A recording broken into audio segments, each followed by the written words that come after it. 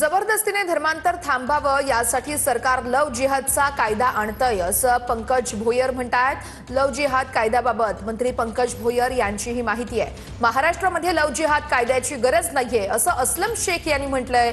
लव जिहाद कायद्यावरती काँग्रेस आमदार असलम शेख यांचं हे वक्तव्य आहे। तर सरकारकडे हिंदू मुस्लिम करण्याशिवाय काही कामच नाहीये असा निशाणा आमदार ज्योती गायकवाड यांनी लगावलेला आहे।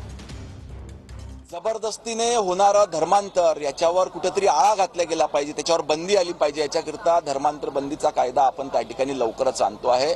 परंतु याची भीती दुसऱ्या कोणी त्या ठिकाणी बाळगण्याचं कारण नाही। जर का कोणी जबरदस्तीने त्या ठिकाणी धर्मांतर करण्याचा प्रयत्न करत असेल तर त्यांच्यावर त्या ठिकाणी कायदा आणून कठोर कारवाई करण्यात येईल। कायदा तर समोर येऊ द्या, त्या कायद्यामध्ये काय त्यांची अटी आहे, काय त्याचे नियम आहे ते समोर आल्यानंतर त्याच्या आधी आपण कसं बोलू शकतोय। नाही तर मला वाटत आहे की असे कायद्याला आणण्याची गरज आहे, पण कायदा जर सरकार आणत असेल तर त्याच्यावरती 100% निर्णय घेण्यात येईल। सरकारला हिंदू मुस्लिम आणि ह्या करण्याशिवाय दुसरं कामच नाहीये। ज्या लोकांच्या विकासासाठी जी कामं करण्यासाठी ती फक्त कागदावर नोंदवली जातात।